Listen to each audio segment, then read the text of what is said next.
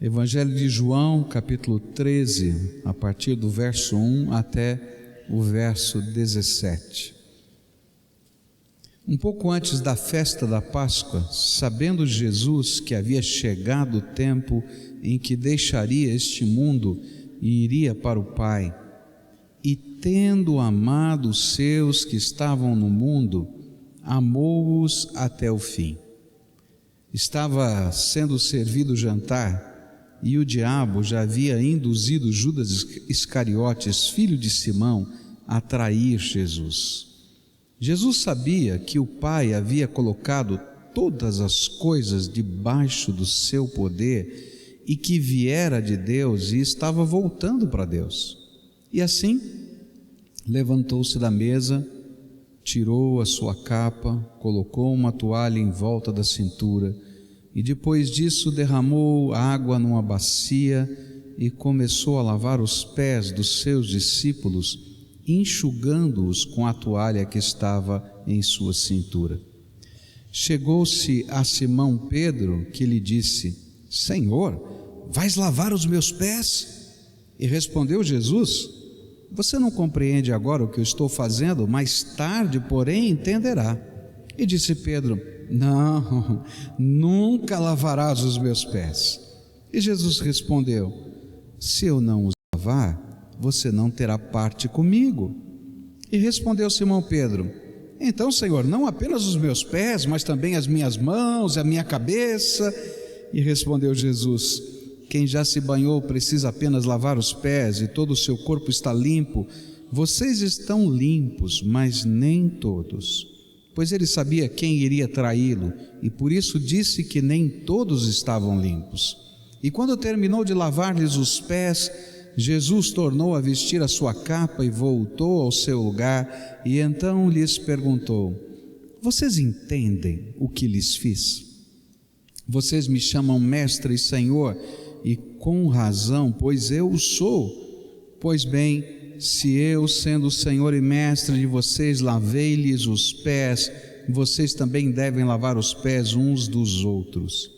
Eu lhes dei o exemplo, para que vocês façam como lhes fiz. E digo-lhes verdadeiramente que nenhum escravo é maior do que o seu senhor, como também nenhum mensageiro é maior do que aquele que o enviou. Agora que vocês sabem estas coisas, felizes serão se as praticarem. Há coisas que a gente jamais esquece. Elas marcam a nossa existência com uma tamanha intensidade que às vezes basta a gente sentir um determinado aroma e a gente imediatamente lembra de uma cena da vida. Ou quem sabe a gente enxergar uma cor, e a gente está sempre vendo cores, mas de repente aquela cor está conectada com um momento da nossa história tão intensamente que basta olhar para aquela cor e toda a história vem à nossa vida, à nossa mente, ao nosso coração. Ou então, por exemplo, quando a gente entra num lugar que tem similaridades com um ambiente que marcou a nossa vida, e imediatamente a gente vai rever essa história no nosso coração. Às vezes são pequenas palavras, o tom da voz, gestos, atitudes, algumas boas, outras ruins, mas na verdade elas tocam as nossas emoções, mexem com a gente. Eu creio que esta cena que está descrita aqui no Evangelho foi uma das cenas que moveu o coração do apóstolo João de uma maneira diferenciada. E é por isso que ele vai registrar no seu Evangelho de uma maneira peculiar.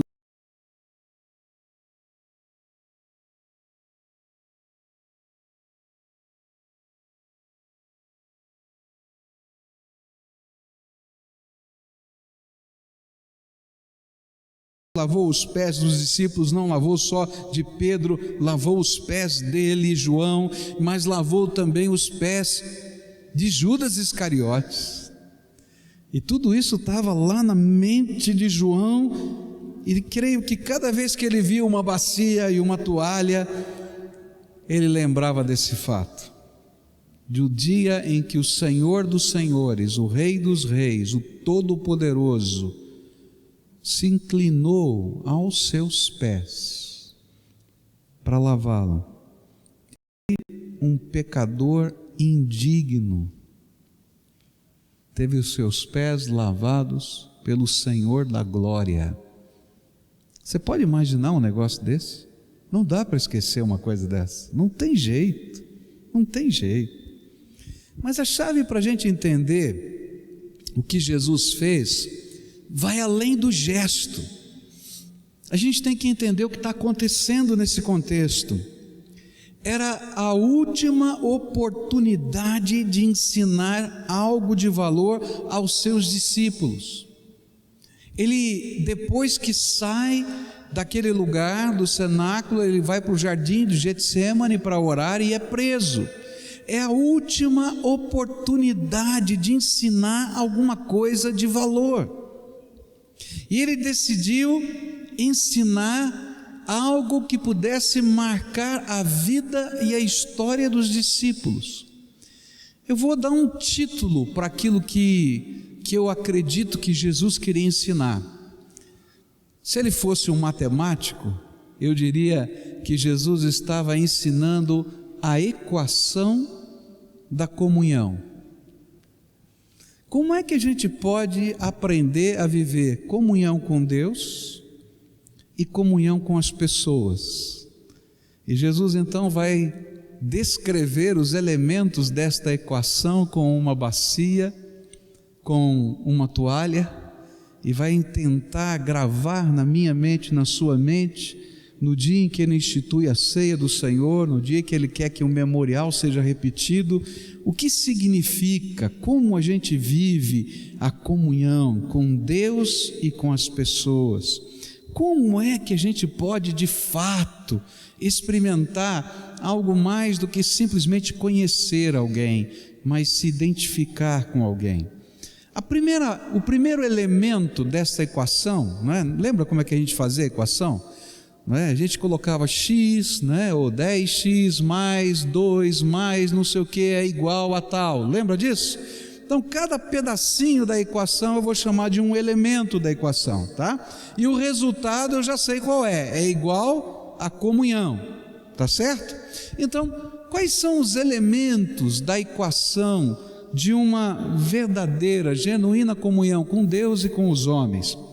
A primeira coisa que Jesus vai ensinar está no versículo 1. Um pouco antes da festa da Páscoa, sabendo Jesus que havia chegado o tempo em que deixaria este mundo e iria para o Pai, tendo amado os seus que estavam no mundo, amou-os até o fim. Não tem comunhão com Deus e não tem comunhão com pessoas sem que na equação a gente introduza um elemento tremendo chamado amor prático. Esse é o primeiro elemento. Comunhão é fruto da expressão prática do amor. Se hoje nós temos comunhão com o Deus Todo-Poderoso, é porque um dia Deus nos amou primeiro. Antes da fundação do mundo, Deus já nos havia amado. Na criação Ele nos amou. A Bíblia coloca uma série de textos nas Escrituras que são marcantes. Ele diz, por exemplo, o Salmo 139, que quando você estava sendo gerado no ventre da sua mãe e você ainda não tinha uma forma muito clara de um ser humano, você era, quem sabe, um embrião que o mundo diz que não tem vida, por isso pode fazer aborto, porque não é vida, não é gente ainda. Diz a Bíblia no Salmo 139 que Deus já amava você.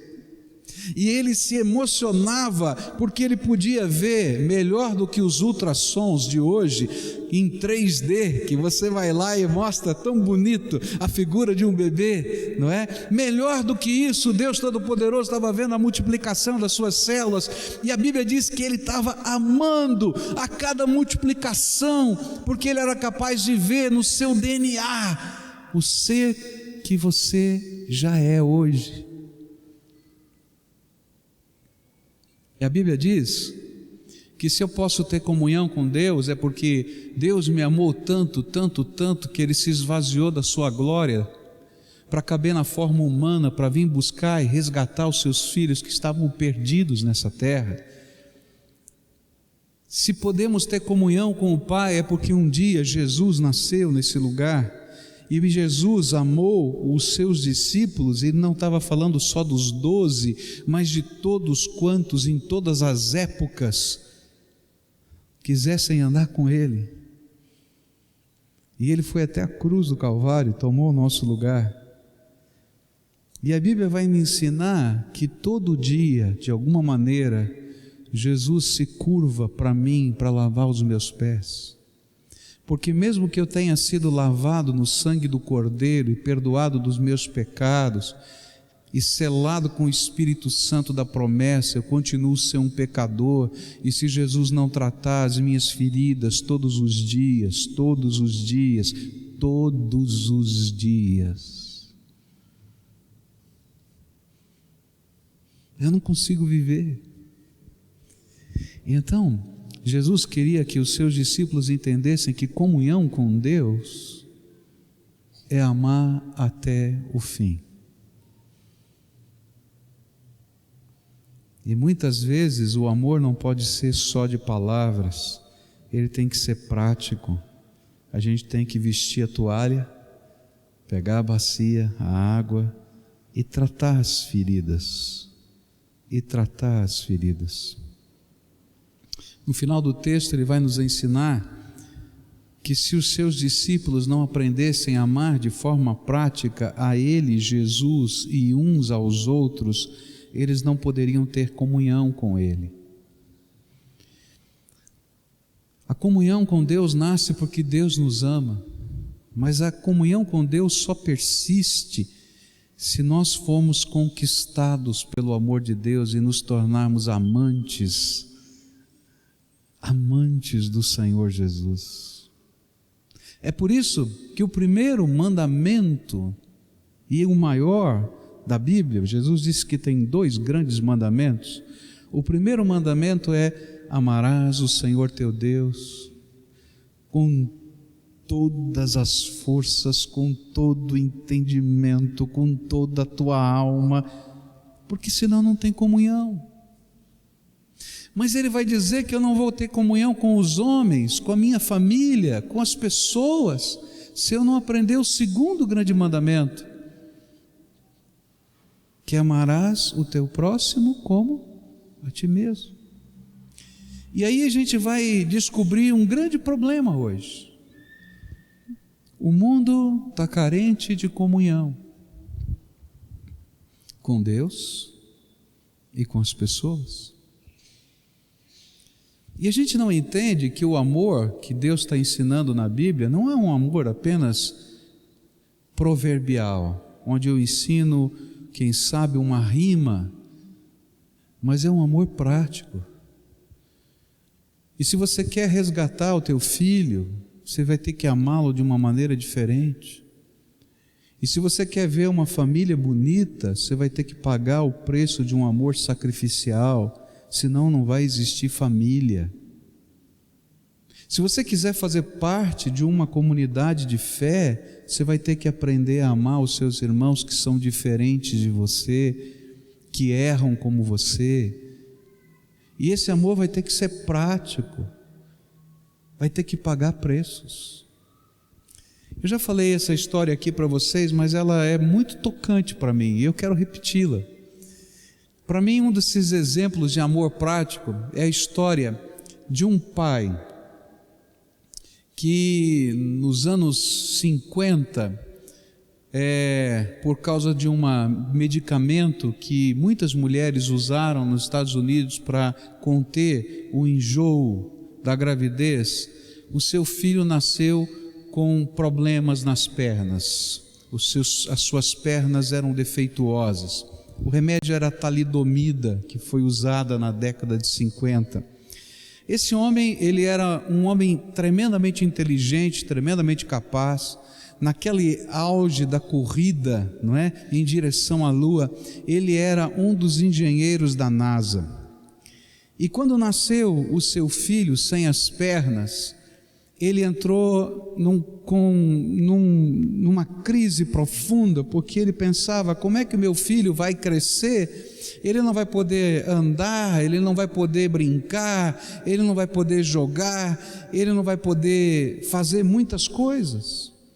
E então ele tomou uma das decisões mais complicadas da vida. Ele pediu demissão na NASA e foi trabalhar como técnico, não como engenheiro, mas como técnico, numa fábrica de próteses, porque ele queria construir as pernas do seu filho. O seu filho cresceu e durante a vida eles tiveram muitos problemas.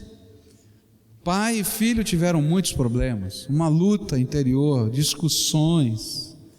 E o filho não conseguia entender muitas vezes o seu pai, e o seu pai não conseguia entender o seu filho, até que um dia Deus preparou uma coisa tremenda.